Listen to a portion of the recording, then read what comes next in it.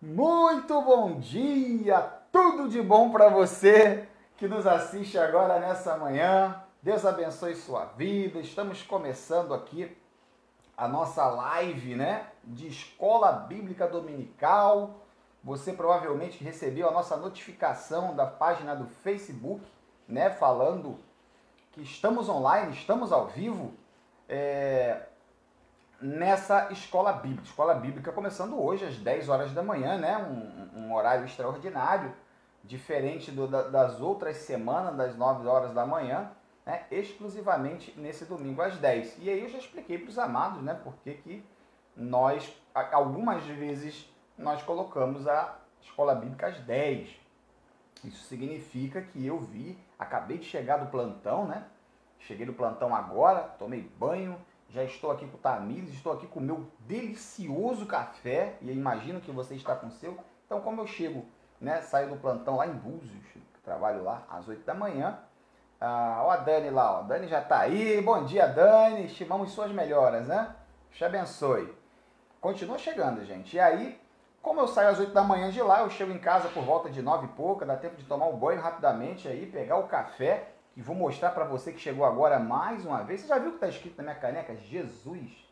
Ó, está escrito Jesus te está buscando. Deja que te encuentre. Esse é o ganho de um amigo, né? Ganho de um grande amigo que veio participar de uma cruzada evangelística com a gente aqui no Brasil. Então, queridos, não se preocupem porque hoje temos algo muito importante para falar. Você já viu aí os banners, né? Você já viu os avisos que a Tamires publicou na linha do tempo do Facebook da igreja. Bom dia, Sandra. Irmã Maria Lina, tudo bom? Bom dia, Lina. Como é que você tá?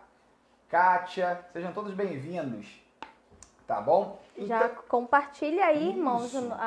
na linha do tempo, abre sala de vídeo, né, para que esse vídeo, para que essa aula, né, de nossa EBD possa alcançar cada vez mais pessoas, né? A querida nossa irmã querida, Daniele Peçanha. Pessoal chegando, vai chegando. Cria aí, como a Tamires falou, na linha do tempo aí uma sala de vídeo, compartilha.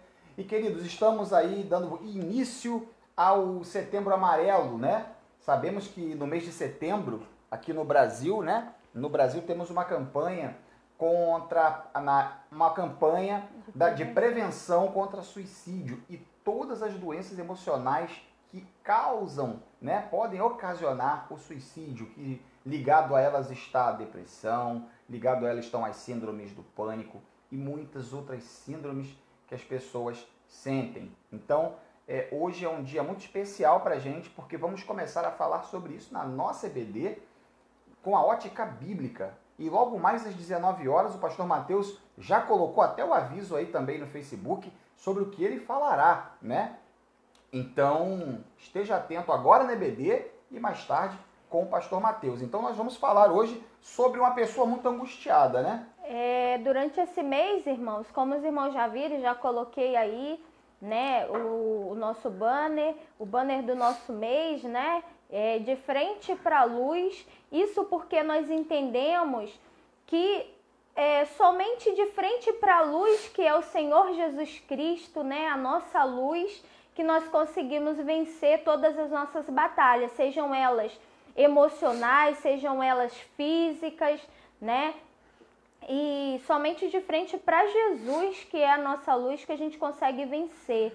Então, durante todo esse mês, né, esse nosso mês, o tema dele é de frente para a luz, e que assim, né, com todo aprendizado, com todas as mensagens e programações, que os irmãos estejam compreendendo a importância de seguirmos os nossos dias de frente para a luz, que é Jesus, para que assim ele consiga, né, para que assim nós consigamos vencer e que ele possa nos ajudar, né, a vencer as nossas batalhas. E aí, durante esse mês a gente vai falar sim, né, sobre essas doenças da alma, sobre a depressão, né? Para muitos ainda é um tabu, mas a gente sabe que isso acontece, a depressão é um problema, né, é uma doença e precisa ser tratada, né? Então a gente não pode mais fechar os nossos olhos com relação a isso. Nós temos né, perdido muitas pessoas, né, pessoas amadas para o suicídio, né, pessoas amadas que estão morrendo em vida, né, presos à depressão. Então, com relação a isso, durante todo esse mês a gente preparou uma programação especial para os irmãos, uma programação online, né, mas onde nós falaremos sobre isso. Então acompanhe a nossa página aqui no Facebook. Depois da EBD eu já vou colocar a capa no Facebook, na nossa página do Facebook, e aí os irmãos poderão colocar também no seu Facebook para poder, né, para que mais e mais pessoas possam entender que nós estamos aqui. A IBNJ foi colocada nesse tempo e nesse lugar para ajudar pessoas, né, a mais e mais pessoas a estarem de frente para a luz que é Jesus, né? Então nós estamos aqui para ajudar, né, para levar essas pessoas à luz que é Jesus. Então que você, depois que acabar a EBD, quando eu postar lá a capa do Facebook, você já pode baixar a imagem, colocar no seu Face também, na capa do seu Face, colocar aí no seu status. Eu vou disponibilizar o nosso banner e contamos com o apoio dos irmãos para estar divulgando essa causa, né? Porque, como eu falei, temos visto muitas pessoas, né, William, se perdendo em meio à depressão, a problemas psicológicos, né? Doenças psicológicas e emocionais, e a gente precisa ajudar essas pessoas. Então, que os irmãos nos ajudem aí também na divulgação desse projeto. Que Deus abençoe. Hoje, como o William estava falando, a gente vai trazer exemplos, irmãos, porque por muito tempo a depressão ela foi tratada como um tabu, até mesmo dentro da igreja, né? Tem muitas pessoas que vêm com aquelas frases prontas, que é demônio, que é perseguições espirituais e tudo. A gente entende que tem também alguns casos que são sim, né, opressões espirituais e tudo, mas tem casos que são patológicos, que se transformam em doença. E aí, né, nós precisamos entender isso, entender que nós, enquanto seres humanos, não estamos livres, não somos super-heróis e super-heroínas, e que a gente precisa cuidar sim. Assim como a gente cuida do nosso corpo físico, né, indo ao médico, né, fazendo os exames, a gente precisa também cuidar da nossa saúde emocional, porque senão vem a patologia da depressão e todas essas coisas que ela traz consigo. Então, né, que estejamos todos muito atentos, e hoje a gente vai falar sim, trazer para os irmãos um exemplo de uma pessoa da Bíblia que diz, né, que era uma mulher atribulada de espírito, né? Então, assim, a gente vai trazer isso, vamos orar aqui, né, por você agora, antes de a gente começar. Não podemos começar sem a direção do Espírito Santo aí sobre nós. Bom dia, Rosângela, bom dia, irmão Elias, Deus os abençoe.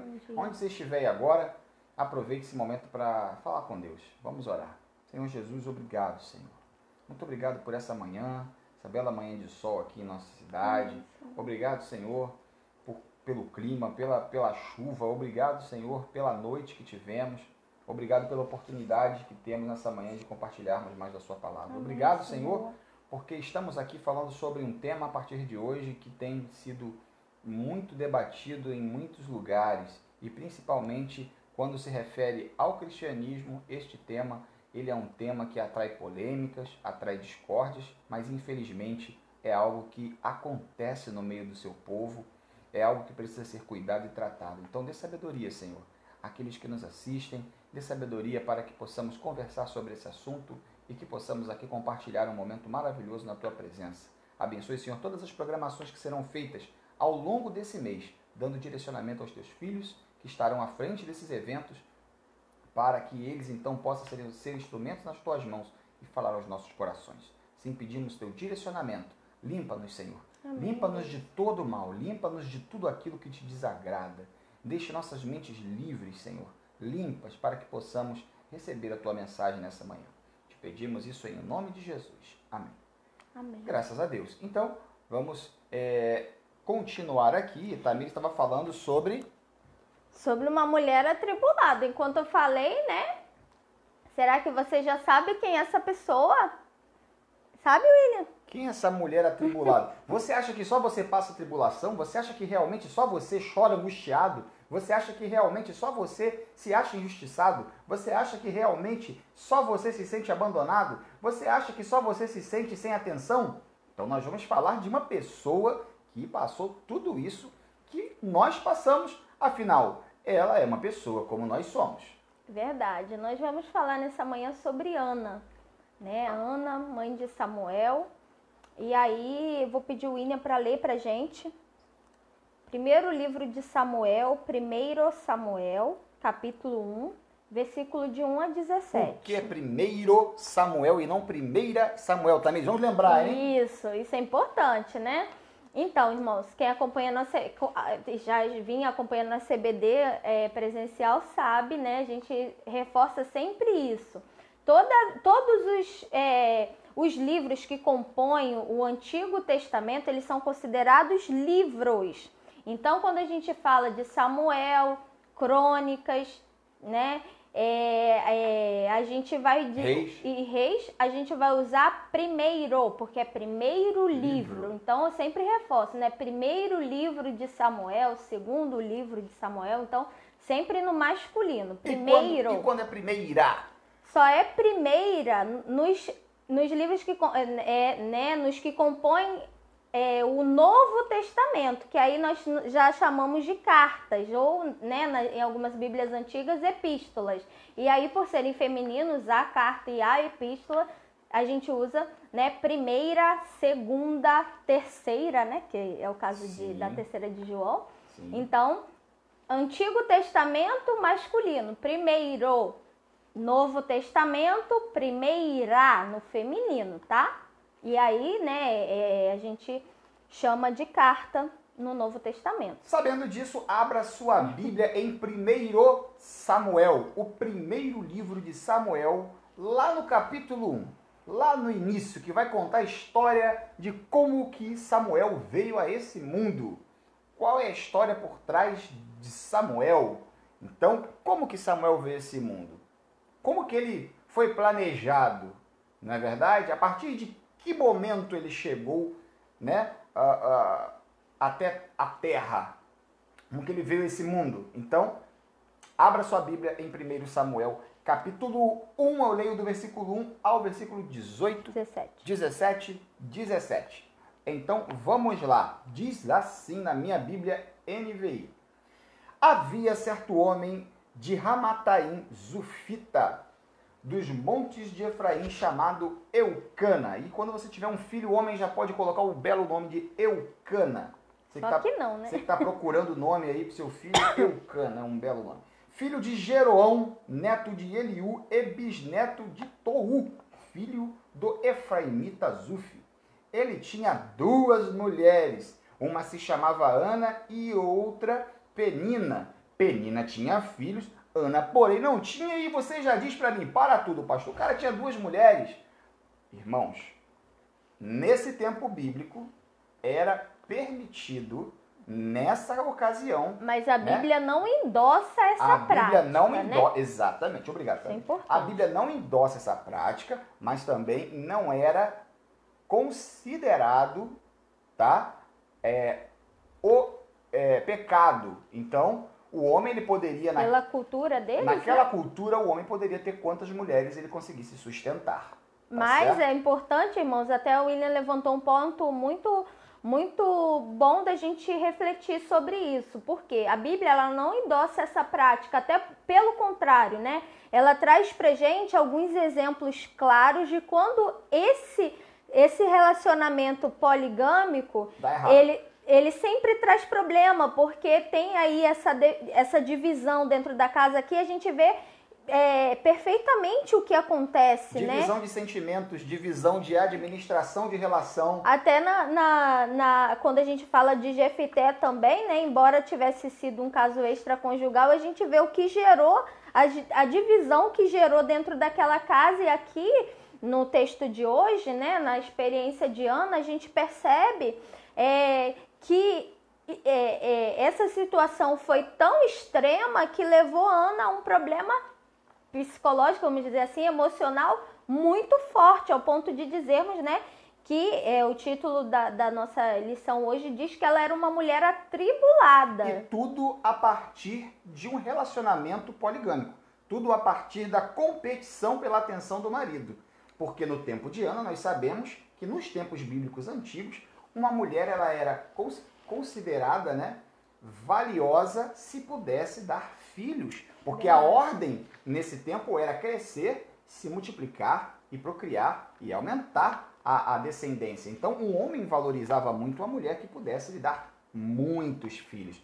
Hoje, o homem geralmente valoriza a mulher por sua aparência. No tempo bíblico, ele não era isso que mandava. O que imperava era a sua capacidade de gerar filhos. E quanto mais filhos uma mulher gerasse, mais alegria trazia à casa e mais honrada essa mulher era. Então, nos tempos bíblicos, esse camarada, o Eucana, ele tinha duas mulheres. Ele tinha a Ana e tinha Penina. E aí a gente já começa com uma situação difícil, porque Ana era estéril e Penina, além de ter um nome feio, Penina, ela era estéril. Ou né? ela podia Perdão. Ela podia ter filhos. E até aí tudo funcionando, né? Até aí tudo ok. Duas mulheres, Ana, Penina, Eucana, esse triângulo amoroso que não é correto, tá bom? Estamos falando hoje aqui, é pecado. Nós, cristãos, seguimos a prática, né, do relacionamento monogâmico. Esposa, casado, bonitinho, uma só. Já é difícil dar conta de uma só, né? Não é verdade? Você aí que está casado há tantas décadas, imagine ter muitas mulheres e muitos filhos dessas muitas mulheres. Então, assim, até aí, nada que fosse fora do padrão do seu tempo. Né? Mas o tempo passa.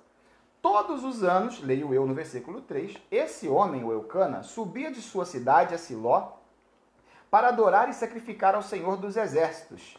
Lá, Ofni e Finés, que eram os filhos de Eli, eram sacerdotes do Senhor. No dia em que Eucana oferecia sacrifício, dava porção à sua mulher Penina e a todos os filhos dela. Mas a Ana dava uma porção dupla, porque a amava, apesar de que o Senhor a tinha deixado estéril. Sua rival, aí a gente já vê a Bíblia chamando Penina de rival. Por que rival? Sua rival, né, a provocava e ela chorava e não comia. Eucana, seu marido, lhe perguntava a Ana: por que você está chorando? Por que você não come? Por que você está triste? Será que eu não sou melhor para você do que 10 filhos? Certa vez, quando terminou de comer e beber em Siló, estando o sacerdote Eli sentado numa cadeira junto à entrada do santuário do Senhor, Ana se levantou e, com uma alma amargurada, chorou muito e orou ao Senhor. E fez um voto dizendo: ó Senhor dos Exércitos, se tu deres atenção à humilhação de tua serva, te lembrares de mim e não te esqueceres da tua serva, mas lhe deres um filho, então eu o dedicarei ao Senhor por todos os dias de sua vida, e o seu cabelo e a sua barba nunca serão cortados. Enquanto ela continuava a orar diante do Senhor, Eli observava a sua boca. Ele está lá, né? Olhando aquela mulher orando ali, e já não era muito comum você ver uma mulher orando sozinha no templo. Geralmente elas vinham acompanhadas de seus maridos, de suas famílias. E Ana, ela se sentiu tão humilhada que ela se distanciou um pouco por causa da provocação que estava tão forte da Penina em cima dela, né? Imagina aquela mulher que é insuportável e ela passa na frente da Ana: olha, eu tenho 15 filhos e você tá aí, não tem ninguém, sua velha tá murchando e não tem ninguém, e eu tenho 15 filhos, então Eucana gosta mais de mim do que de você. Mas não era uma realidade. Eucana amava muito Ana. Isso não significa que ele não amava os seus filhos, nada disso, mas ele se importava com a Ana. Então, a provocação era tão grande e a Ana se sentiu tão envergonhada com toda aquela situação que ela se retirou e foi orar sozinha. E ali o Eli, que era o sacerdote ali de plantão, olhou e viu que ela mexia a boca. Só que, enquanto ela continuava a orar diante do Senhor, leia o versículo 12, Eli observava a sua boca. Como Ana orava silenciosamente, seus lábios se mexiam, mas não se ouvia a sua voz. Então Eli pensou que ela estivesse embriagada e lhe disse: até quando você continuará embriagada? Abandone o vinho. Né? Em outras palavras, que cachaça é essa, menina? Até quando você vai beber isso? Larga isso aí, larga essa bebida. Ana respondeu, não se trata disso, meu senhor. Sou uma mulher muito angustiada. Não bebi vinho nem bebida fermentada. Eu estava derramando minha alma diante do Senhor. Não julgues tuas servas uma mulher vadia. Estou orando aqui até agora por causa de minha grande angústia e tristeza. Ele respondeu, vá em paz, e que o Deus de Israel lhe conceda o que você pediu. Isso, a gente começa percebendo, né, primeiro ponto, que Ana, como o William falou, né, era estéril. Então isso, por si só, já trazia muitas consequências, né?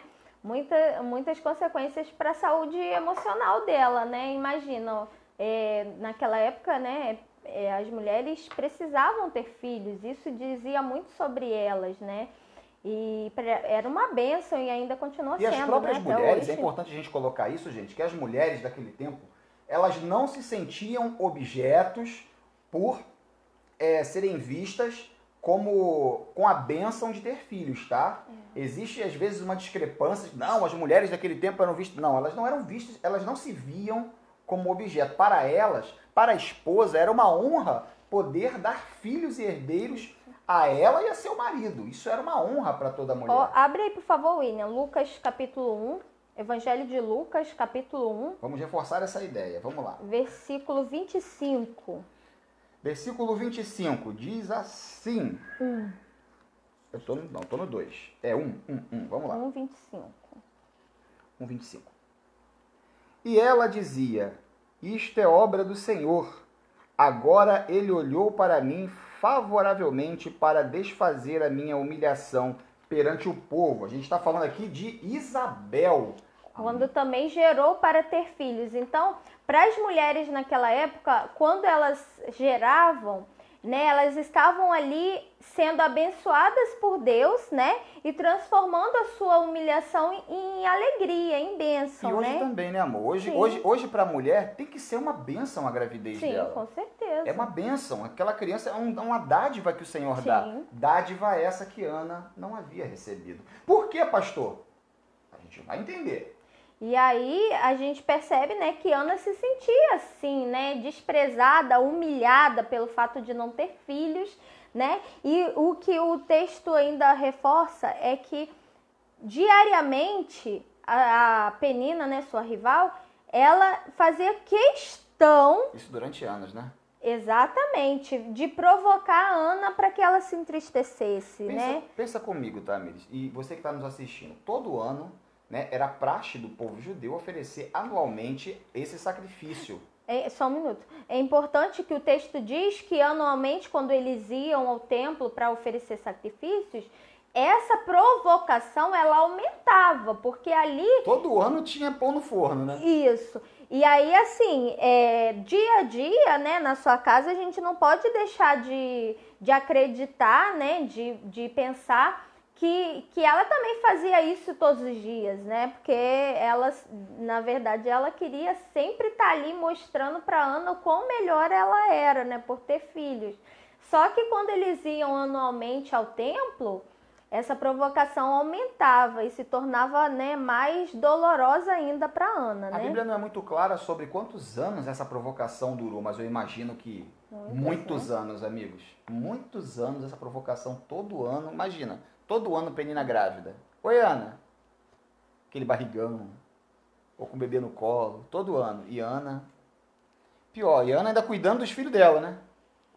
Entendendo ali a sua função ali. E cuidando da família. E sendo fiel ao seu marido.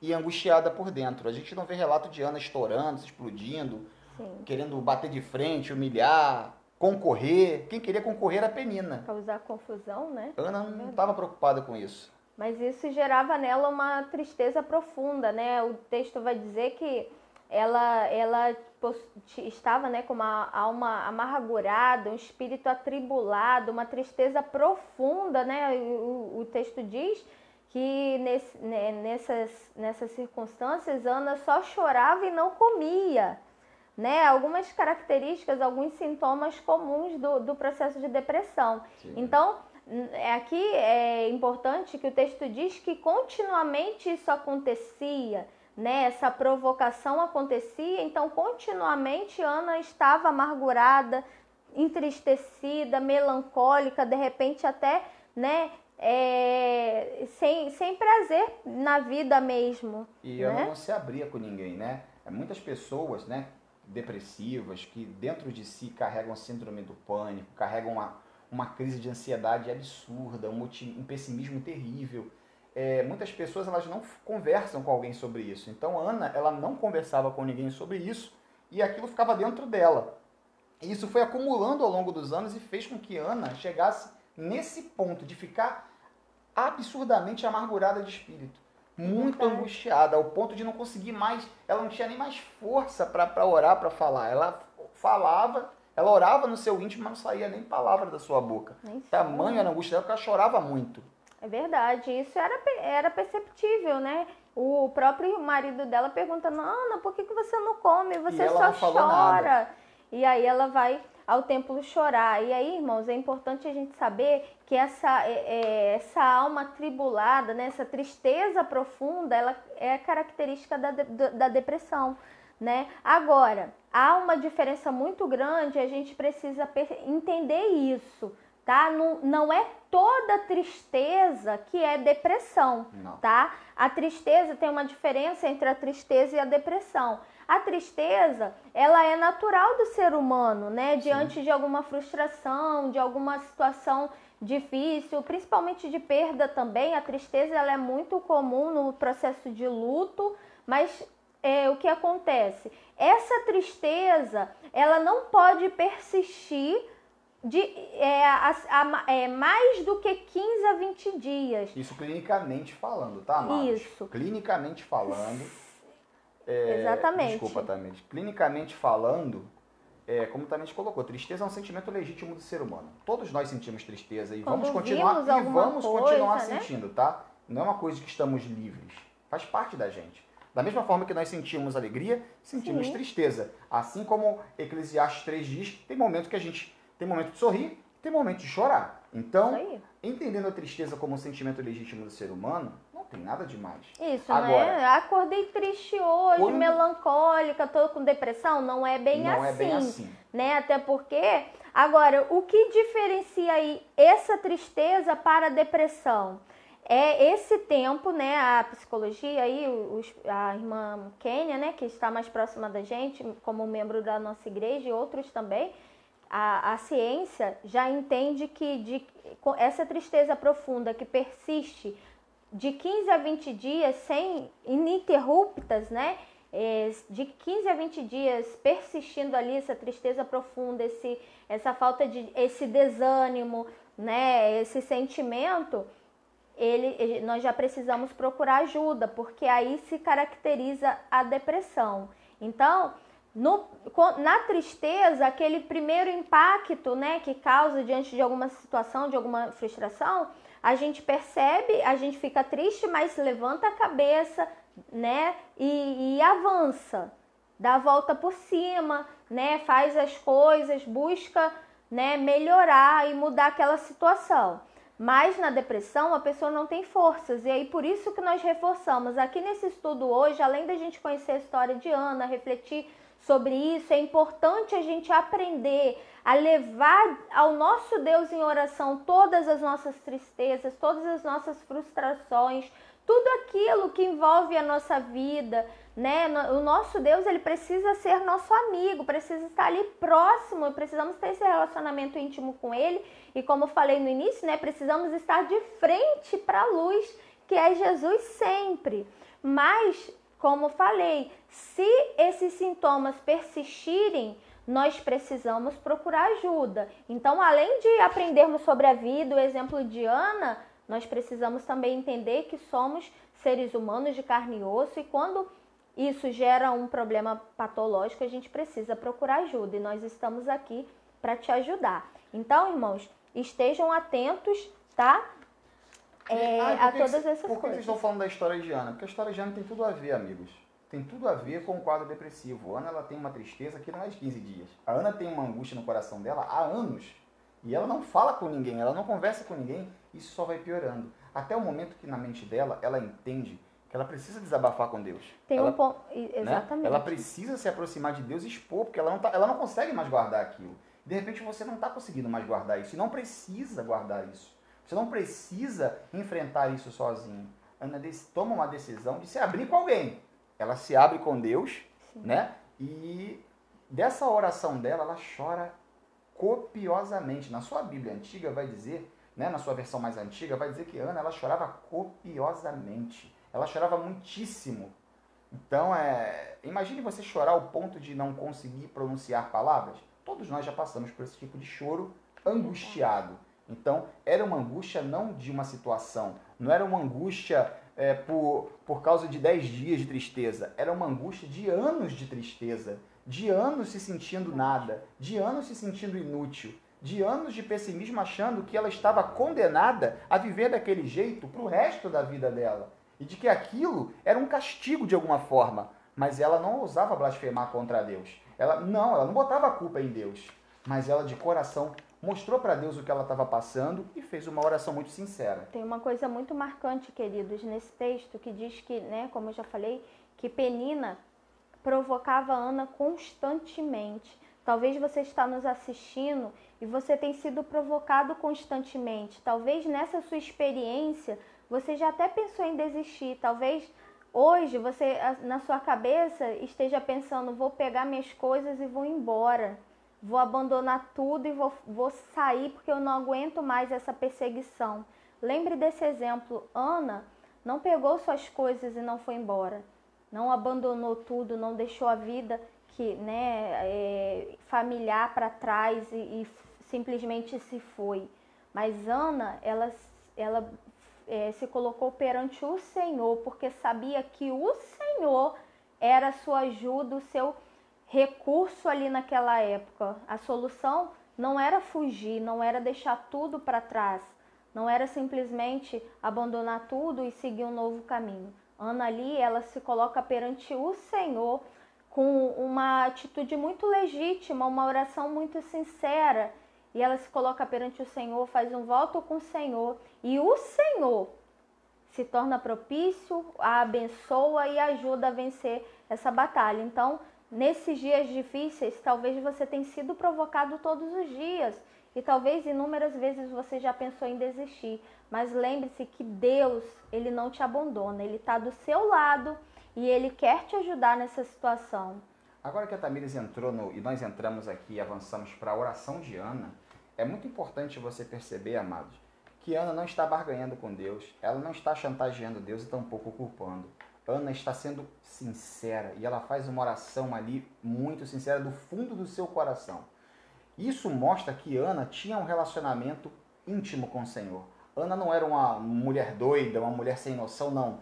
Ana, como ela, já existia a preocupação de Eucana em levar a sua família para adorar ao Senhor anualmente. Então Eucana dava uma porção para cada um de seus filhos para oferecer ao Senhor, para Penina e para Ana. Ele dava até uma porção dobrada, né, que era a medida do seu amor, talvez para compensar um pouco da injustiça que ela passava. Ele até fala isso, né? Ele via isso acontecendo. Eucana não era cego, mas não havia nada que Eucana pudesse fazer para mudar a situação clínica de Ana. Não havia nada que ele pudesse fazer.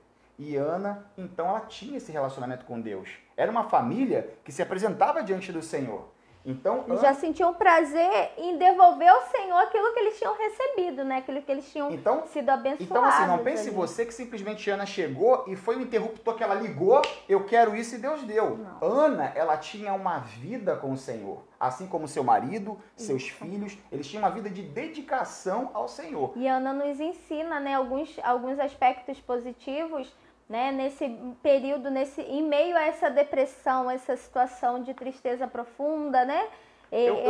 Eu quero chamar a atenção para uma coisa que acontece muito conosco. Quando eu falo conosco, eu falo eu, que sou um paciente psiquiátrico em recuperação, graças a Deus. Já estou recuperado já há alguns anos. Inclusive, irmãos, você que está nos assistindo, nos acompanhe na nossa página no Face, que a gente vai, na quarta-feira, sem ser essa agora, na próxima, a gente vai dar o nosso testemunho. né? E a gente vai falar como que o William venceu a depressão e tudo. A gente vai contar um pouco dessa nossa trajetória, né? Então, esteja ligadinho aqui na nossa página para nos acompanhar aí e ser abençoado por Deus, né?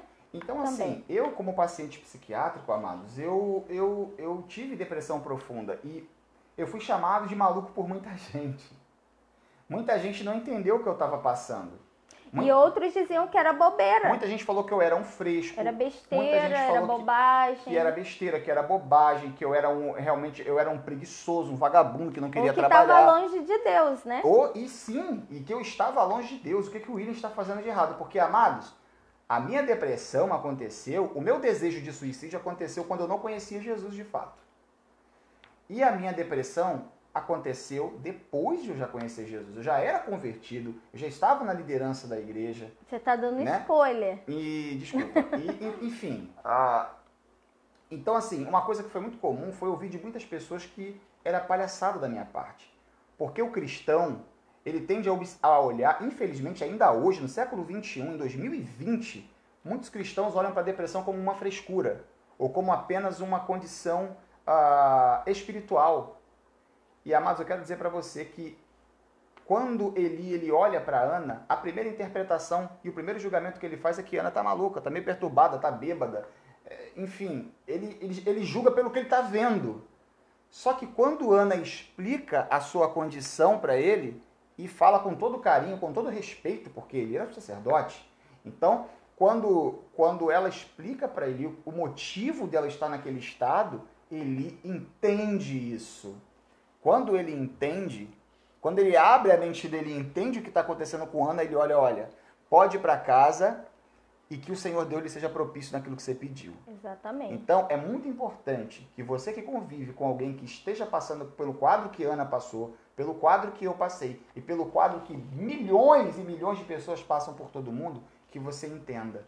Que você abra sua mente para entender o que a pessoa está passando. Assim como ele julgou de cara, mas logo em seguida, quando Ana explica para ele, ele entende a situação e abençoa a vida dela. Exatamente. Nesse primeiro capítulo, a gente vê que Ana era temente a Deus. Sim. É o primeiro ponto positivo que a gente vê, né? Em meio a esse processo, essa tribulação, essa depressão, Ana era temente a Deus.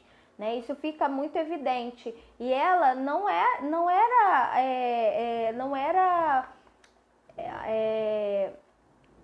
ai meu Deus, esqueci a palavra.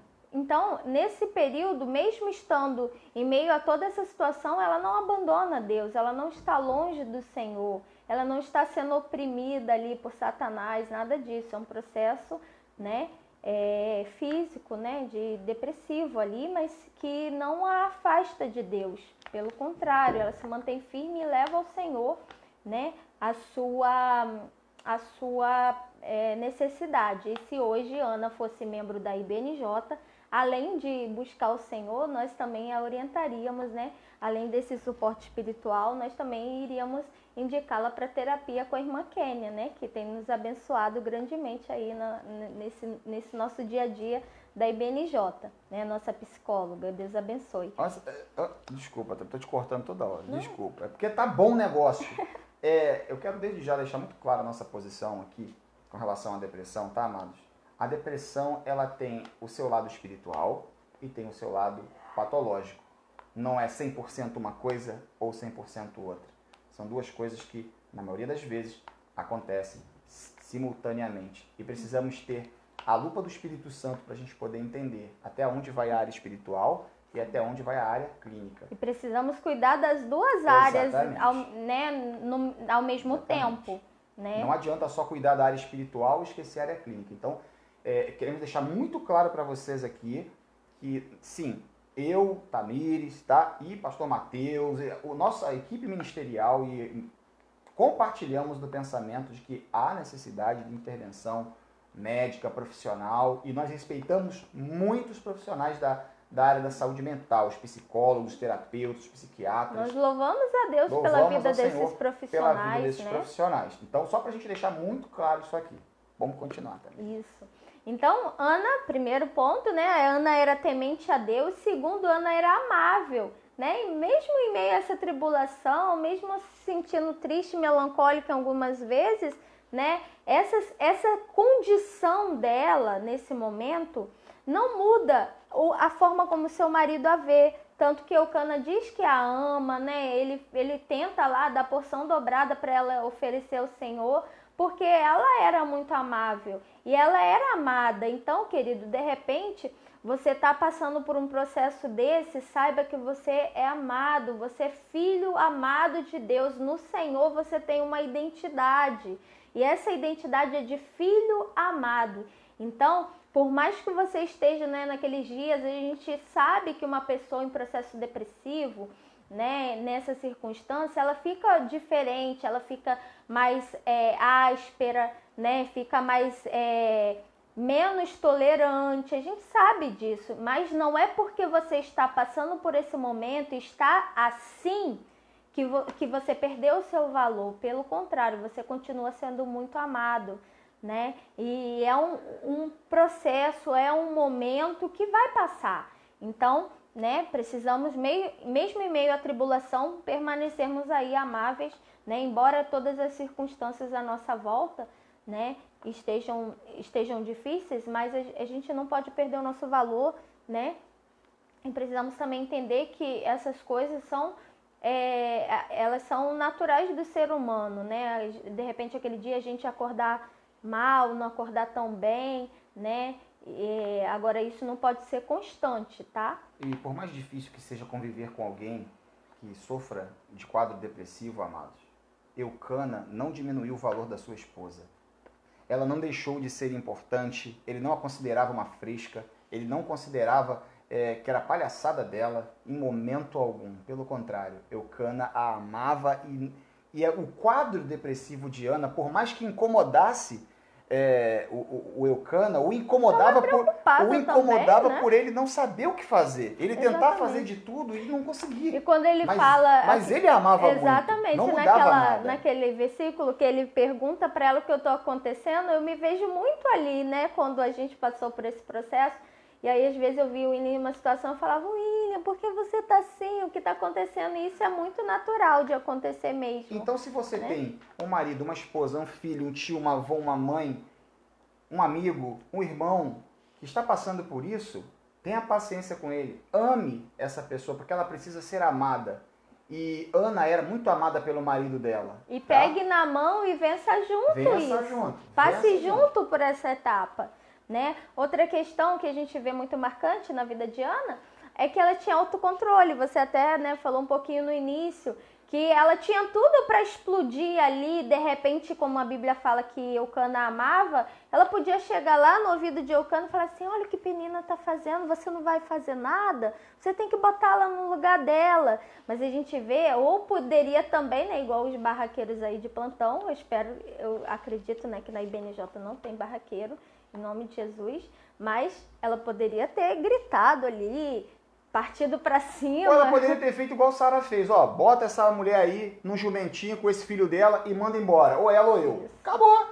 E a gente vê que não, ela possuía autocontrole, e aí ao invés de ficar lá Ana era mulher de Deus, cuspindo veneno contra as pessoas, ela se levanta, respira fundo e vai pro templo orar. Ana era a mulher de Deus, porque ela entendia que o único que podia ajudar ela não era uma discussão com Penina, não era ceder a pilha que a Penina botava nela e nem ofender o seu marido. Ela entendeu no coração dela, por ser uma mulher de Deus e por ter relação com Deus, que apenas o Senhor poderia lhe ajudar. E aqui, né, o outro ponto positivo que a gente aprende, que meio a essa dificuldade, Ana esteve de frente para a luz. Ana fez do Senhor o seu refúgio e sua fortaleza. Então, né, diante de tudo aquilo que ela estava vivendo, ela foi buscar naquele que poderia ajudá-la naquele momento. Diante de toda a escuridão que ela vivia, ela virou as costas para a escuridão e se colocou de frente para a luz. E quem é a luz do mundo? Você sabe quem é, né? Então ela se colocou de frente para a luz e ali no templo, ela, de frente para a luz, ela colocou tudo para fora. Se derramou, né, aos pés do Senhor. E aí você? Seus problemas têm te levado a uma comunhão ou um afastamento de Deus?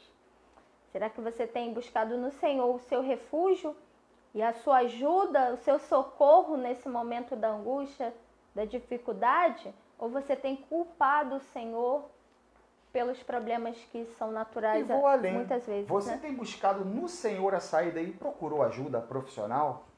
Você está fazendo isso ou você ainda, em pleno século XX, acha que a ajuda profissional é para os fracos? Se for assim, eu sou muito fraco. E você também é. Não, ajuda profissional é para os fortes, porque você respirar e falar assim, não, eu não estou conseguindo sozinho, eu preciso de alguém, e aí você passar por cima de tudo aquilo, né, que de repente um dia passou pela sua cabeça de achar que não era necessário, que nunca ia acontecer com você, mas que agora você precisa, nós precisamos ter muita força para entender isso. Nós precisamos ter força para entender que sozinho nós não conseguimos, nós não somos super-heróis, super-heroínas.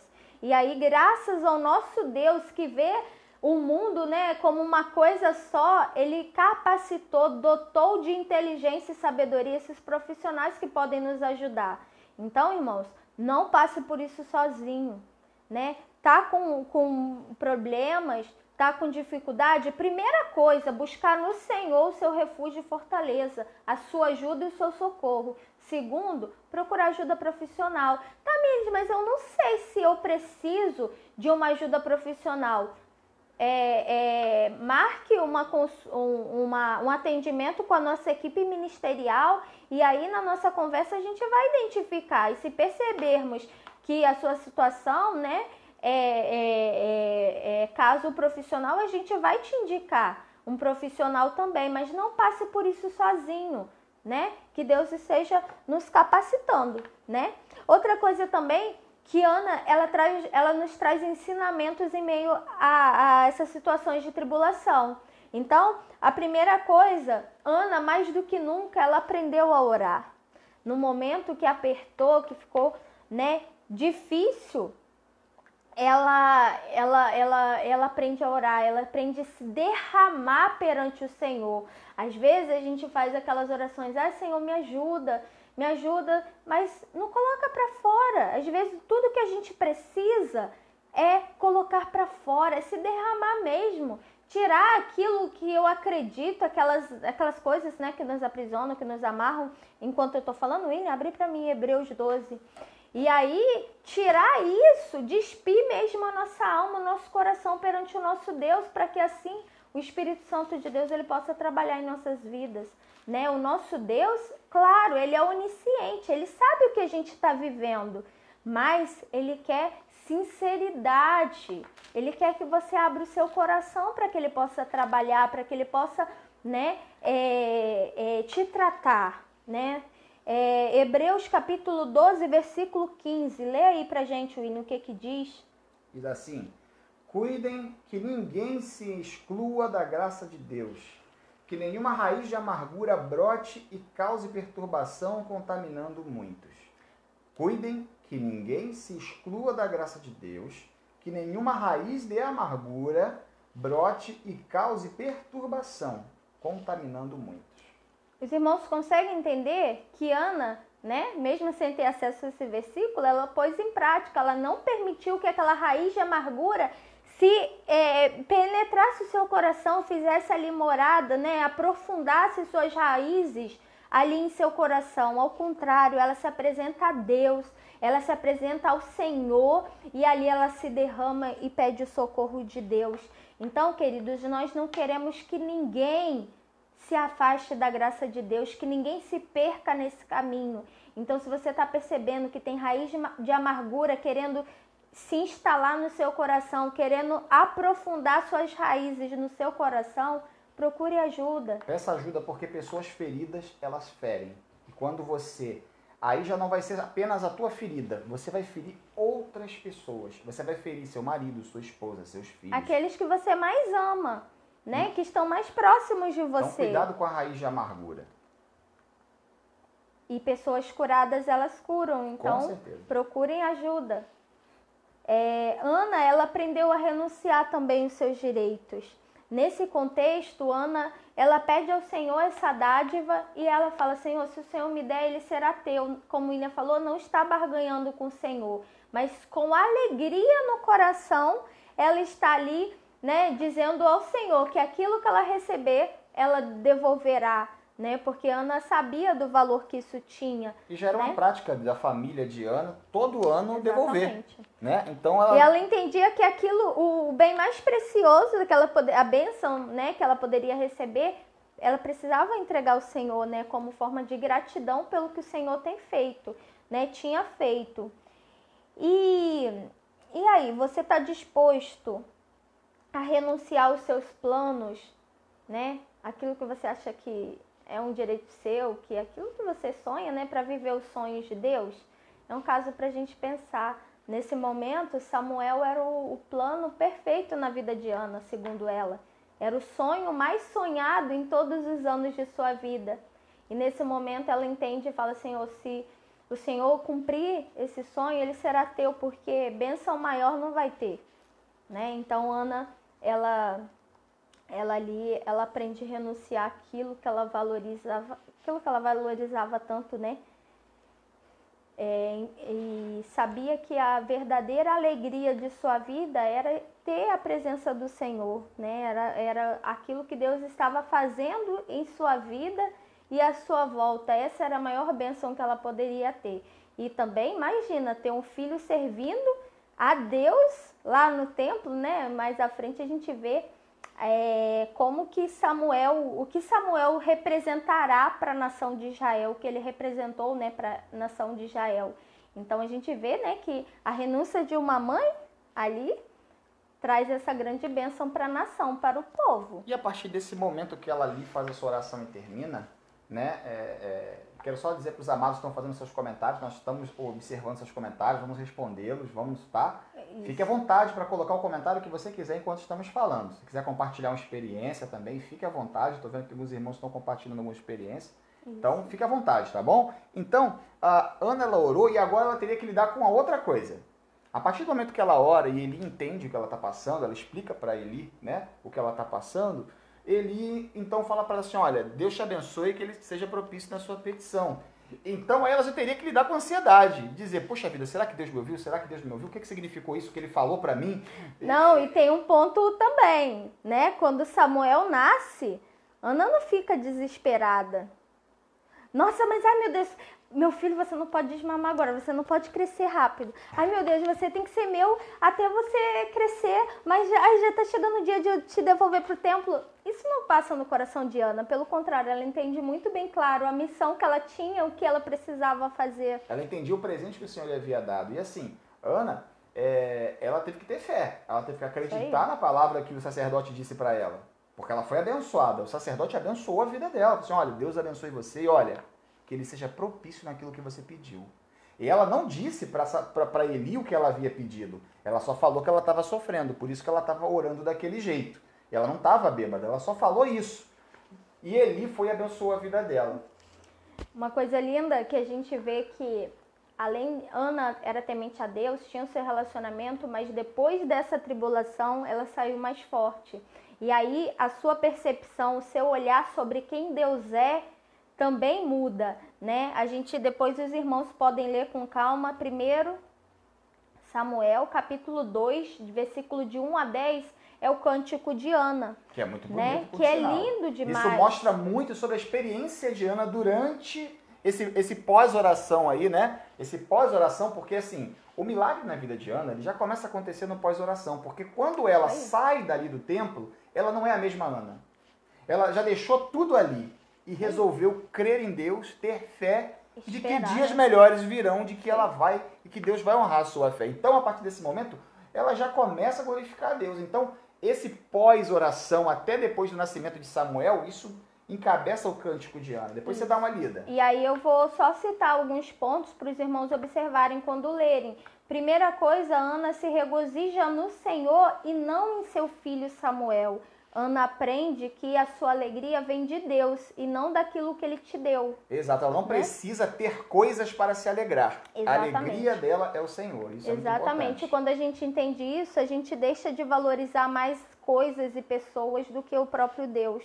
Né? A gente deixa de valorizar aquilo que nós temos para valorizar aquilo que nós somos em Deus. Até mesmo porque durante o quadro depressivo, a pessoa ela tende muito a olhar para a vida dos outros como parâmetro e falar assim, poxa, por que eu não consegui isso? Por que eu não consegui? É sempre sobre coisas, né? Por que eu não avancei? Por que eu vi o meu familiar se formando? Por que eu vi meus irmãos sendo felizes e eu não sou? Por que dá certo com todo mundo e comigo não dá? Então, assim, há uma supervalorização das coisas que você não tem e uma desvalorização daquilo que você tem, que é o Senhor. Também, então, isso é muito pertinente. Então, Ana, ela tem essa percepção, que a alegria dela, ela não depende de conquistas. A alegria dela é pura e simplesmente o Senhor. Exatamente. Saber que o Senhor está olhando para ela e cuidando dela. Isso aí, ele era o seu refúgio, né? Ana reconhece a santidade de Deus, a suficiência de Deus. Ela reconhece que o método, a forma como Deus trabalha é melhor, muito melhor do que aquilo que ela tinha pensado, né? Então Deus ele a surpreende mais uma vez, né? E ela reconhece a graça e a fidelidade de Deus. Todos esses conceitos, essas percepções de Ana estão lá no capítulo 2, versículo de 1 a 10, que é o cântico de Ana, né? Então depois os irmãos leiam e perceberão como que ela passa a ver como se torna, né, a visão de Ana sobre Deus a partir desse momento. E aí, irmãos, na sua vida, você está pronto para valorizar aquilo que Deus é, a alegria que, né, do relacionamento com Deus acima das coisas que você pode conquistar? Então, é uma coisa para a gente aprender. A gente tem valorizado mais o nosso relacionamento com Deus pelo que Ele é, pela forma como Ele nos faz nos sentir ou por aquilo que Ele pode nos dar. Verdade. Então, é uma reflexão que a gente precisa fazer. E aí, na vida de Ana, a gente percebe, né, que toda essa tribulação, todo esse momento difícil se transformou em alegria, né? Ana, ela tem a sua oração respondida, ela é abençoada com um filho. E né? não apenas um filho, o filho da Ana se torna aquele que vai consagrar o maior rei da história de Israel, Davi. E uma coisa muito linda que acontece é que Deus, ele surpreende tanto Ana, que ele dá para ela mais filhos. Não acaba por aí, né? Então Ana entrega lá o seu primeiro filho ao Senhor, mas depois disso ela gera mais filhos. E é muito bacana que Ana, ela entende tanto que os seus filhos são do Senhor, e que Samuel em específico era do Senhor, que ela educa Samuel. Ela cria Samuel, ela educa nos conceitos do Senhor. Porque ela não deixa essa tarefa lá para quando Samuel fosse entregue para Eli. Porque nesse momento Eli, ele vivia no templo com seus dois filhos, Ofni e Finéias, que depois tem várias tretas relacionadas a eles, mas é papo para outra EBD. Então, ela não deixa essa questão de educar religiosamente o seu filho para Eli, que era o sacerdote. Não, ela educa seu filho com princípios. Samuel, ele cresce em graça, né, diante de Deus e diante dos homens. E a gente percebe, né, que Ana colocou direitinho em prática o versículo de Provérbios, né? Sim. E de Deuteronômio, que manda a gente, enquanto pais e mães, né, tanto que falar a palavra de Deus durante todo o dia, atar no pescoço do filho, enfim, espalhar a Bíblia pela casa toda, né, para que durante todo o dia a gente possa falar das coisas de Deus, né? Foi só uma brincadeira, né? De espalhar os versículos assim. Tanto que Samuel, quando ele é garoto ainda lá, Samuel ele é um garoto super educado, super temente a Deus. Depois você lê sobre a história de Samuel conforme ele vai crescendo, o respeito que ele tem com as coisas de Deus. E isso ele aprendeu em casa. A gente vê também, né, que Ana, ela teve a ousadia para louvar o Senhor, para, né, entoar esse cântico. A gente sabe que não era comum, né, para as mulheres fazerem isso, mas a bênção dela foi tão grande, né, a tristeza foi transformada em alegria a ponto dela ser tão ousada, né, nessa sua forma de adorar. E aí, uma coisa importante é que a Bíblia diz que Ana, ela teve mais 3 filhos e 2 filhas, depois que entregou a Samuel na casa do Senhor. Mas no capítulo 2, versículo 5, Ana vai dizer 7 filhos, né? Abre aí para mim, William. 1 Samuel, capítulo 2. versículo 5. Versículo 5. Já estamos caminhando para o final, tá, amado? Isso, Fica tranquilo aí. 5, né? Uhum. Os que tinham muito agora não trabalham por comida, mas os que estavam famintos agora não passam fome.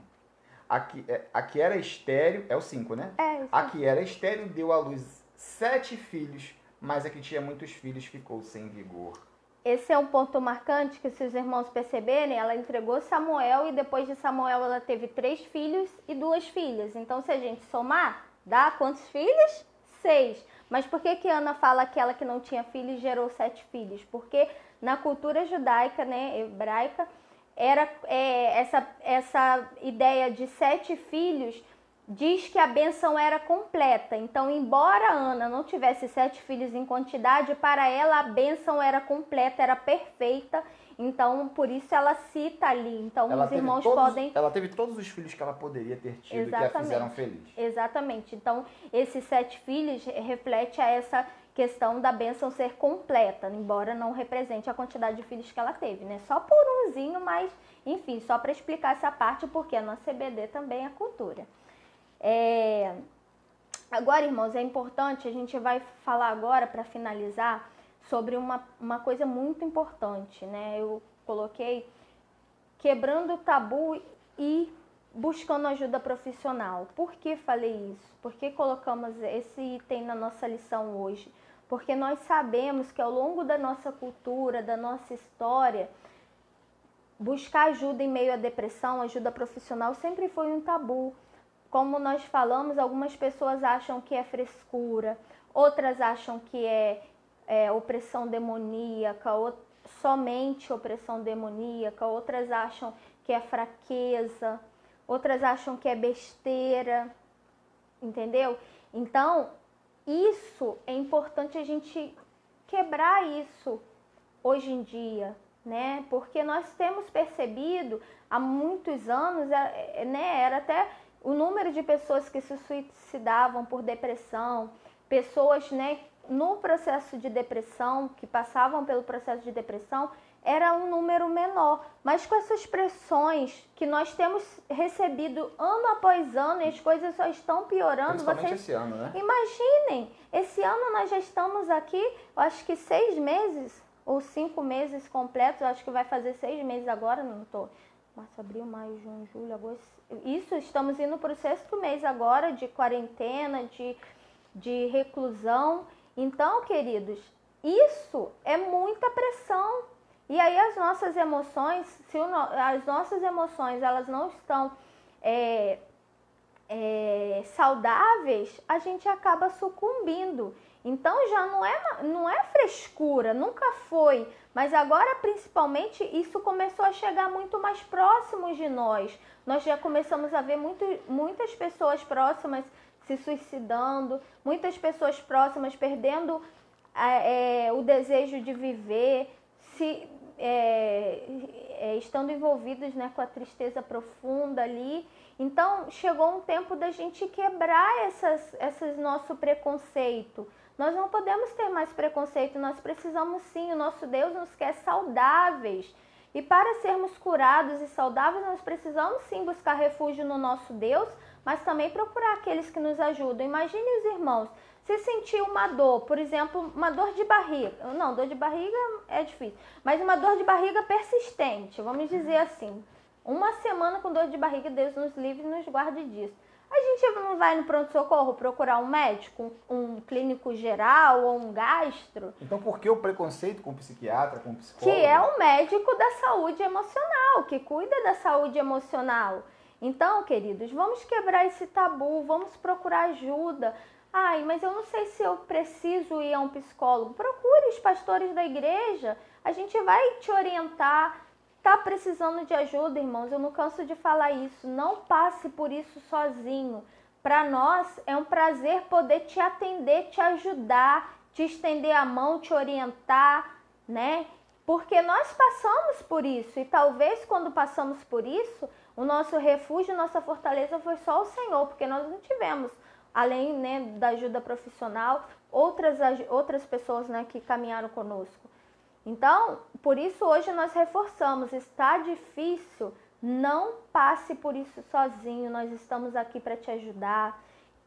Quebre esse tabu. Ah, não, mas está tudo bem, vai passar. Tome muito cuidado, porque se vai passar, às vezes, né, não passa. E aí, às vezes, chega 1, 2, 3 meses e você está na mesma condição e não passou. Por quê? Porque gera, né, porque já está num processo patológico da coisa. Então, queridos, deixa o Senhor cuidar de você, deixa que os profissionais, né, da saúde mental cuidem de você, te ajudem a se organizar. Nesse tempo tá difícil para a gente organizar até a nossa vida mesmo, né, com home office, trabalho e todas as coisas que a pandemia trouxe. Imagine as nossas emoções. Então, né, não deixe de pedir ajuda. Né? Então, queridos, estamos aí finalizando essa escola bíblica dominical e eu endosso tudo isso que a Tamires falou, tá? Você não está ouvindo isso de uma pessoa que não passou por isso, eu passei por isso. Tamires é minha esposa há 10 anos e ela passou junto comigo por isso. Então, assim, não é frescura, depressão não é frescura, não é vadiagem, não é desculpa esfarrapada, não é. Não é brincadeira, não é palhaçada, não é fingimento.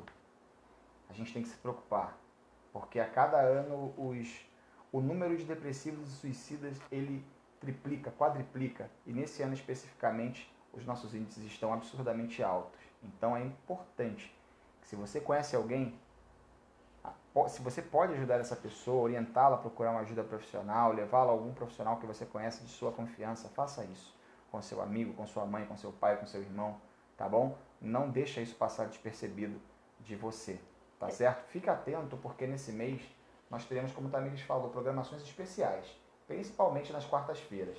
Teremos lives em algumas quartas-feiras, que a Tamires ainda vai postar, né? Ainda hoje, Tamires, ou amanhã, a partir de amanhã? Durante a semana. Durante a semana ela vai postar um calendário mostrando as nossas programações, dizendo o que vai ser debatido naquele dia. Nós temos muitas programações bacanas para esse mês e vão acontecer nas quartas-feiras e nos domingos, tá? Tanto no EBD quanto no culto à noite. Então, hoje à noite o pastor Mateus já preparou uma pregação toda especial, ele já colocou ali, já postou ali o anúncio do culto da noite. Então, esteja presente no culto da noite, porque Deus quer continuar falando com você. E se você conhece alguém que está passando por isso, compartilha com ele o link da live do culto de hoje à noite. Compartilhe com ele as lives que nós vamos fazer, assim como uma escola bíblica, para que ele possa ter acesso à informação que você teve. Tá certo? Tamires, você vai falar mais alguma coisa? Sim, o apóstolo Paulo, ele nos traz um texto e diz assim: tanto você está humilhado, como também ser honrado. De tudo e em todas as circunstâncias já tenho experiência, tanto de fartura como de fome, assim de abundância como de escassez. Tudo posso naquele que me fortalece. Glória a Deus. Né? Então, que aprendamos a passar por todas as situações e esse curto período, né, trará para nós glória, né?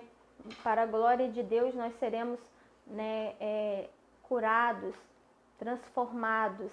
Mas como eu falei, precisa ser um curto período essas sensações, né, de tristeza, de humilhação, dessas coisas, né? Fica então, ligado. Que a gente possa ir, no caso de persistência, se persistirem os sintomas, um médico deverá ser consultado. Então, com certeza, fiquem atentos. E aí, queridos, para finalizar, durante essa semana esteja refletindo sobre isso. Como eu tenho reagido diante do sofrimento? Tem sido realmente um curto momento e aí eu levanto a minha cabeça, peço ajuda ao Senhor e guiado pelo Senhor, eu sigo em frente ou eu fiquei estacionada remoendo aquele sofrimento? A oração, ela transforma pessoas e situações. Eu creio nisso e já provei isso na minha vida? Se ainda não, se a sua resposta for não, busque no Senhor experiências com Deus, busque experiências com o Senhor, porque Ele está muito perto e Ele está com os ouvidos atentos à nossa voz, está pronto para nos responder. Então, que Deus esteja nos abençoando, que você tenha um dia abençoado, uma semana abençoada, né? E que Deus esteja assim, tratando do nosso coração, cuidando da gente. Nós precisamos, né, ser cuidados e nós estamos aqui estendendo a nossa mão, a nossa agenda, né, a equipe ministerial oferecendo a nossa agenda para que a gente possa estar ajudando mais e mais pessoas. Vamos orar?